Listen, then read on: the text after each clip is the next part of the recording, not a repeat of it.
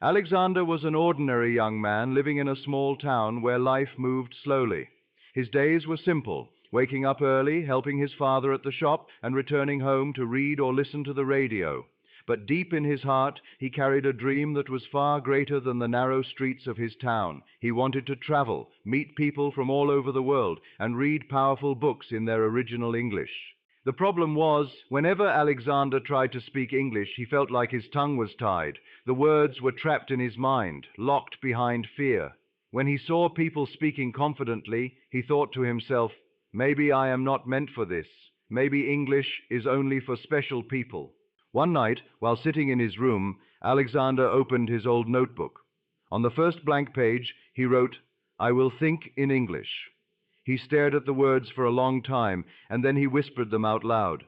At first, it felt strange, almost silly, but something inside told him this was the beginning of a new path. The next morning, as he washed his face, he thought to himself, "Good morning, Alexander."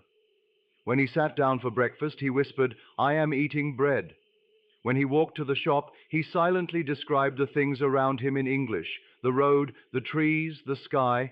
At first, his sentences were broken. Sometimes he could only think of single words, but he didn't stop. Day after day, he carried English in his mind like a secret friend.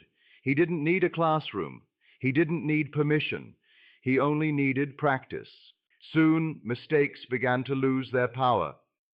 When Alexander said something wrong, he laughed at himself instead of feeling ashamed. He remembered a line from the book The Alchemist. When you want something, all the universe conspires in helping you achieve it. He realized that mistakes were not failures. They were signs that he was moving forward. One evening, Alexander picked up Charlotte's Web, a book he had once tried to read but had given up after 2 pages. This time, something was different.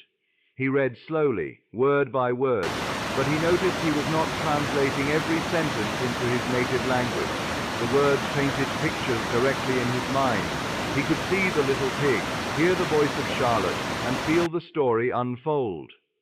That night, he closed the book with a smile, realizing English was no longer just a subject to study. It was becoming part of his thoughts.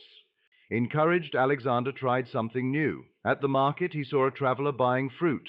His heart pounded, but he told himself, "Think in English, speak in English." He walked up nervously and said, "Hello, how are you?" The traveler turned, smiled, and replied, "I'm fine, thank you. And you?" Alexander almost froze, but he quickly said, "I am fine too. Welcome to our town." It was a short conversation, only a few words, but to Alexander it felt like climbing a mountain and standing at the top. He walked home that evening with his head high, repeating the traveler's words again and again. From that day, Alexander made a promise to himself. Every single day, I will think and speak in English. Sometimes it was reading a page from a book. Sometimes it was writing a short diary entry. Sometimes it was talking to a stranger online. And sometimes it was just describing his walk home. These small daily efforts began to build something powerful inside him, confidence. His sentences grew longer, his vocabulary grew wider, and most importantly, he stopped waiting to be perfect. Months passed, and one day Alexander was invited to share his journey with a group of English learners. He stood nervously at the front of the room, but when he opened his mouth, the words came out smoothly.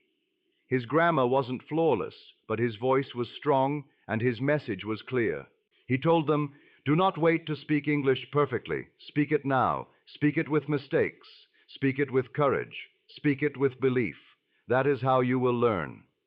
The listeners leaned forward, inspired by his honesty. They saw not just a young man speaking English, but a learner who had walked the same road they were on. His story became their encouragement, and his words planted new hope in their hearts. Alexander's journey reminds us of something simple yet powerful. When you think in English, you make it part of who you are. When you speak in English, you bring that part of yourself to life.